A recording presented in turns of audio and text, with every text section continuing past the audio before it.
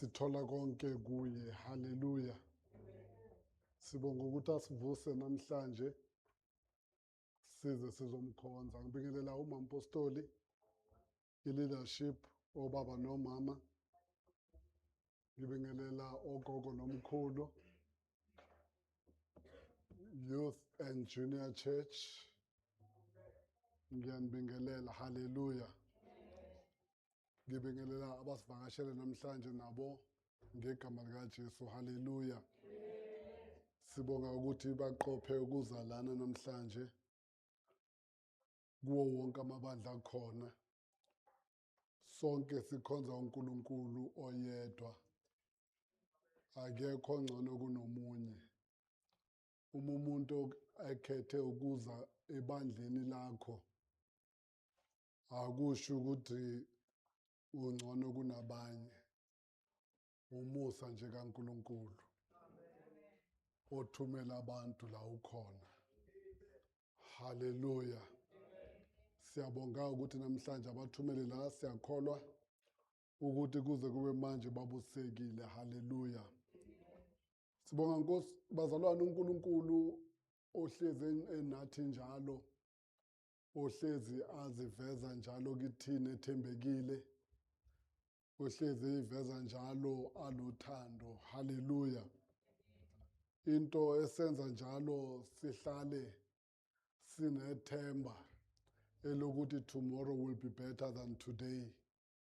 Ukuthi siyamazi yena ukuthi akawaqamba amanga, akuthembisile uyakwenza. Haleluya.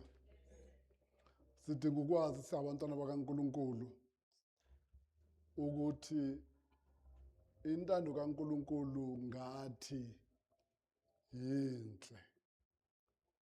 Intando kaNkulunkulu ngathi yinhle. Haleluya. Futhi iphelele. Haleluya. Yenza njani bazalwane? Yinhle futhi iphelele.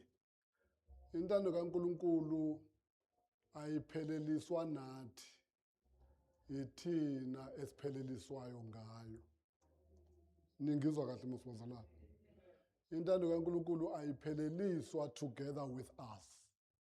Iphelele before we were born. Intando kaNkulunkulu ayishoti ngalutho. Haleluya. You see uJesu makeze emhlabeni weza intando kaNkulunkulu ngaye siphelelisiwe. Yena nje ezohamba kuyo. Yona seyiphelele. That is why abaprofeti bakwazi ukuyiprofeta. Ayiprofetheki into engaphelele. Abaprofeti bakwazi ukukhuluma ngokuthi uJesu uzoza ashiye izulu ezemhlabeni azofa esiphambanweni abe imvana kaNkulunkulu. Bebekhuluma something that was complete. Bebekhuluma istory esihlangene esingezohlanganiswa later. Uma uJesu eze emhlabeni ubezokwenza lokho ebesekuphelele. Intando kaNkulunkulu yayingashoti ngaye. Haleluya. Isikhathi nayo yonke into yaseyibekiwe. Ayikho into ngentando kaNkulunkulu eshodayo. Ithina ekumele sizifunyane kuyona. Sipheleliswe kuyona. Yona isiphelele. uNkulunkulu, when he's at work in our lives, he's not working his will. He's working us into his will. Amen. Hallelujah. He is working us into the complete and perfect will. We are the ones who are not complete in the will. Sometimes nokhuluma sithi uNkulunkulu uphelelisa intando yakhe iphelele. Isi complete story. Lana wena ufitha khona kumele nje ufithe. Wena osele ukuthi ufithe into what is perfect and complete. Hallelujah. Uma uNkulunkulu athi uzodlula ehlane, kuphelele, there's no if. There's no if. Kuphelele, nokuthi ihlane lakho lophela nini kanjani, kuphelelisiwe. Kuphelele. Ngizomsibazalana. Yes. Ayikho into eyintando kaNkulunkulu engaphelele. I said last week, everything ekuya kaNkulunkulu yinhle futhi iphelele. That includes even intando yakhe, anything ekungeyakhe. Angeke ibe eyakhe ibingaphelele, ngeke ibe eyakhe ibingekho perfect, ngeke ibe eyakhe ibe iweak, ngeke ibe eyakhe ingenamandla, ngoba kuye konke okuvela kuyena kunamandla futhi kuphelele, and kuyakwazi ukuphelelisa yonke into ozibandakanya nayo, uyaphelela naye. Wena kumele ufithe entandweni kaNkulunkulu. Wena, that is why ibandla kaNkulunkulu kumele lifune intando kaNkulunkulu. You must seek it because it is complete. You are complete once you are in it. Hallelujah. You are complete once you walk according to it. You are complete once it dictates your daily life. You are complete. But for as long as wena intando kaNkulunkulu, that is why kunomhlabelelo othi intando emnandi ngeyakho Nkosi yami. Because you cannot be complete for as long as ulawulwa eyakho intando. Hallelujah. Ngoba intando kaNkulunkulu uyayazi uNkulunkulu ukuthi iphelaphi. Umuntu ekumele afunde lana efitha khona. It is a complete story intando kaNkulunkulu. It's a complete story. It's a complete story. Useyazi uNkulunkulu ukuthi umuntu makaqala angena entandweni yakhe lana, uNkulunkulu useyazi ke manje ukuthi okay, according to my will, i-end yakhe izoba le. That is why akekho umuntu ongamelana nomuntu osentandweni kaNkulunkulu. Ngoba isitori sakhe sesiphelele.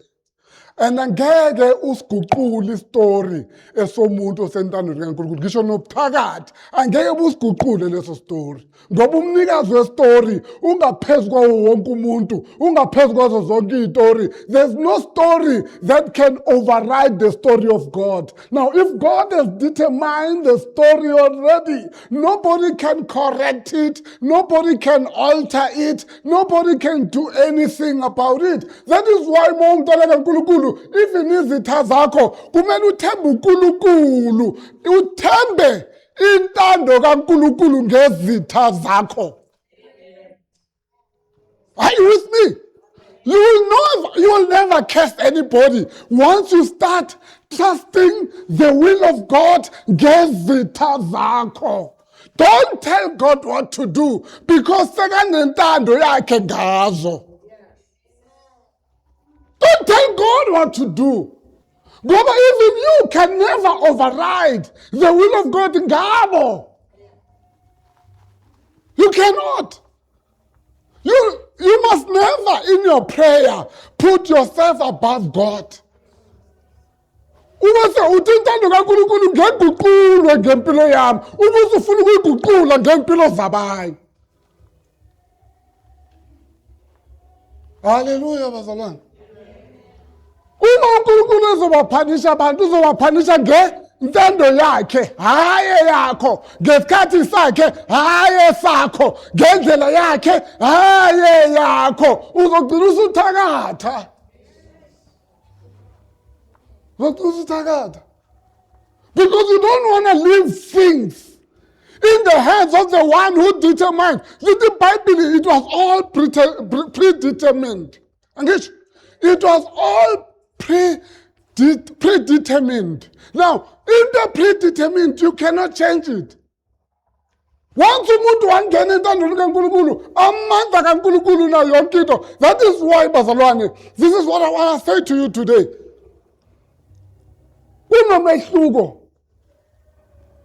phakathi komuntu owazi amandla kaNkulunkulu nomuntu ozwa ngawo. Angeke bafane labantu labo. Umuntu ozwa ngamandla, ibandla kaNkulunkulu linokugcwala kakhulu abantu abezwa ngamandla kaNkulunkulu. People who hear about the power of God and people who know the power of God.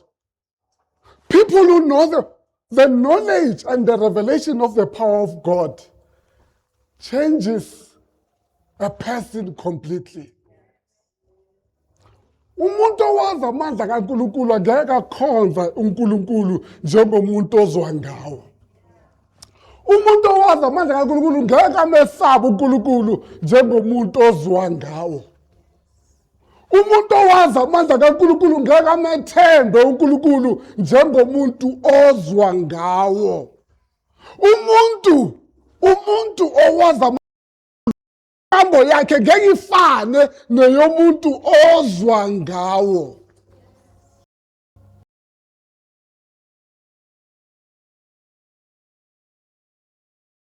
Emntwini owazi amandla kaNkulunkulu nomuntu ongawazi alilendi ngokufana. It does not land in the same way. Ngoba owazi amandla kaNkulunkulu akena question yokuthi how will it happen, but umuntu ongawazi amandla kaNkulunkulu will have questions of how will that happen.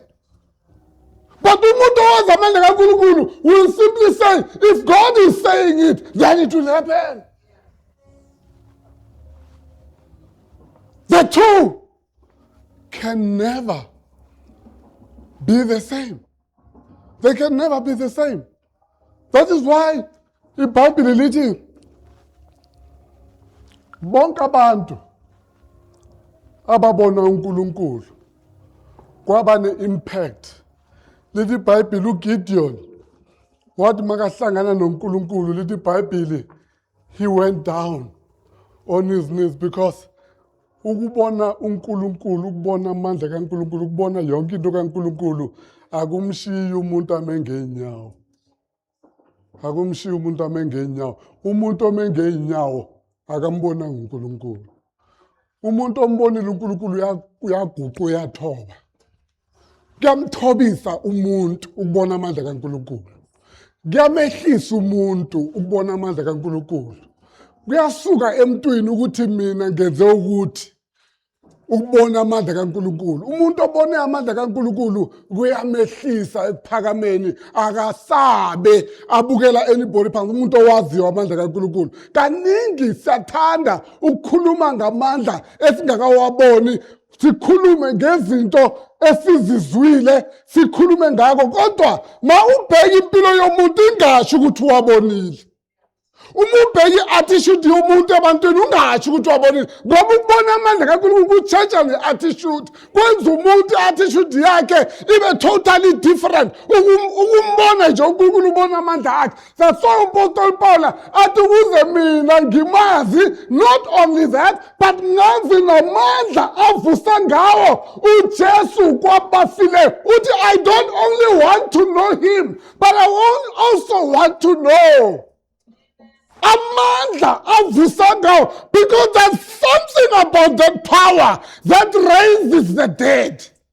There is something about knowing the power that raises the dead, because we can talk about power of healing, power of everything, but the moment it gets to the point of raising the dead, I want to know that power, because in my mind that is an apex of power. Hallelujah. There is no higher point of the revelation of the power than its impact on the dead. Asikakaboni the impact on the dead. We still hear about it. Probably many of us won't see it until Jesus comes. Azovusa abafile, lithi iBhayibheli nabafile bazovuka. Lithi iBhayibheli abantu abakaze siyoba yikho, kodwa uma bonakala sofana naye. Lithi iBhayibheli amandla kaNkulunkulu avusa kwabafileyo. Uzoba umntwana kaNkulunkulu odawutha ukuvuka kwabafileyo for as long as amandla kaNkulunkulu angakambuleki kuwena. Uzodawutha masikhuluma, uzohamba wenza ama-doctrine are-different, ahambisana with your understanding. Ngoba you struggle to accept that God can do things that are beyond what you can think. Ukuba ne-revelation, bazalwane, eyokuthi God can do beyond what you can imagine. That revelation is powerful. You don't need anything. Just you need the revelation that He can do what He says He can do. Hallelujah. Angeke ubusafana nabanye uNkulunkulu. That is why you need to pray like Paul.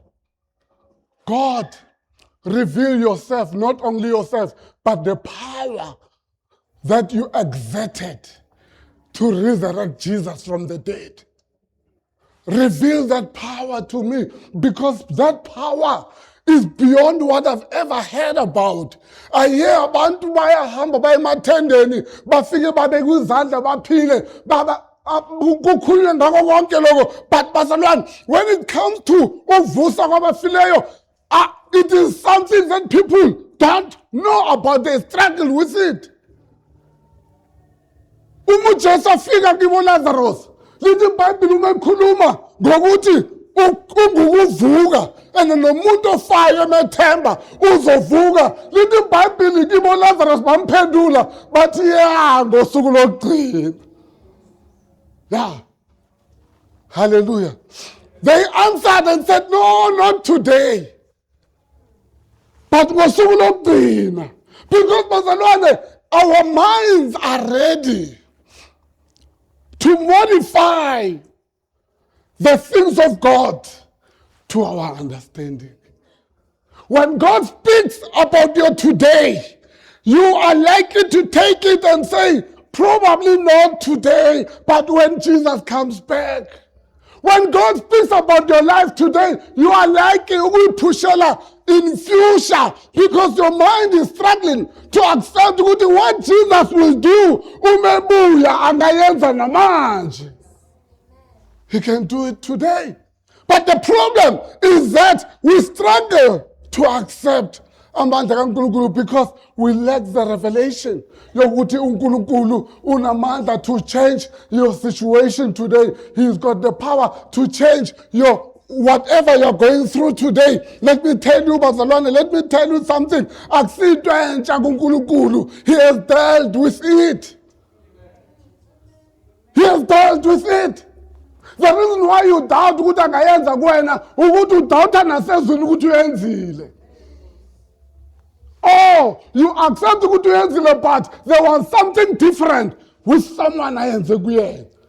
It's how you fit yourself in the things of God. Let me tell you, bazalwane, the way you fit yourself in the things of God will affect also how you accept it, the things that He says about you. You will struggle to accept them if you struggle to fit yourself. If you still keep thinking, when you are not fit enough, enough,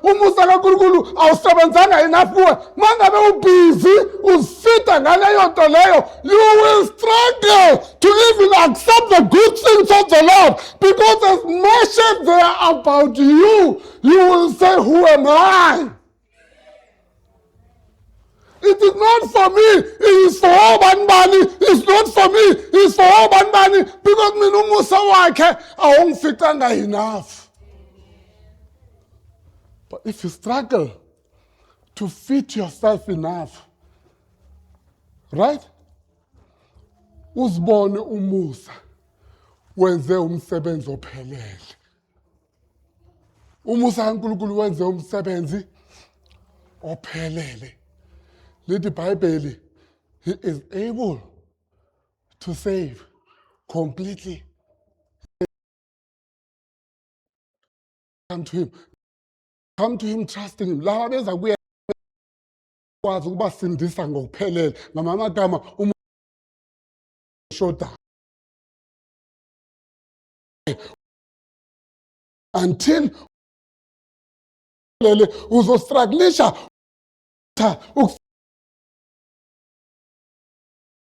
for every uzocabanga yena intambo kaphalafini engafinyeleli kuphalafini.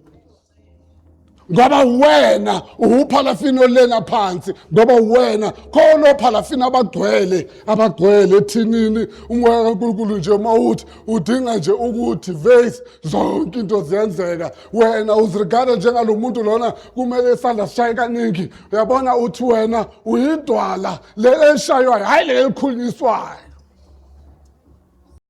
Masikhuluma ngamadwala wena uthi hayi uJesu angakhuluma kwamanye amadwala kuphuma amanzi. Mina ngiyile dwala kumele kushaywe. As long as you see yourself like that, it is not God, it's you. But you need to rise up and say, uNkulunkulu ngiyazi amandla ongilungisele yona entandweni yakho, ngoba entandweni yakhe kukhona amandla akhe. Amandla akhe asebenza entandweni yakhe. Laba abahlala entandweni yakhe, they will always know his power. Because they will walk through the valley of the darkness, the valley of death. Bazohamba ethunzini, ogodini lethunzi lokufa. Babona amandla akhe. Bazoholelwa emandleleni alihlaza. Esikhathini sokholwa, esikhathini sokholwa, amandla alihlaza wekho uholelwa kuwona. Ungahle besendlaleni kodwa uholelwa. Kumele uthemba amandla wentando kaNkulunkulu ukuthi wena ngeke akushiye ngeyekelele. Ngesikhathi sendlala ukholwa ukuthi uyaholelwa. When we talk about leading you, we're not talking about the state of affairs lana ukhona. Sikhuluma ngokuthi ukuholela to the state of affairs that is greener pastures. But the Bible doesn't tell you what's happening where you are. In other words, ungadluliswa endlaleni uholelwa to the greener pastures. Hallelujah. But the will of God has defined. It has defined the destiny. Lana uholelwa khona. Okwakho kufanele ukuthi wethembe ukuhola kwakhe. Ungakuquestioni, ungakuthandabuzi ukuhola kwakhe. Ngoba noma kugwadule lana ukhona, lana kusakhona akulona ugwadule. Akakuhlelelanga ugwadule for the rest of your life. Kodwa ukuholele okuhle kodwa indlela ingadlula ogwadule. Ugwadule i-desert. Hallelujah. Angithi fanele sihambe sikhumbule.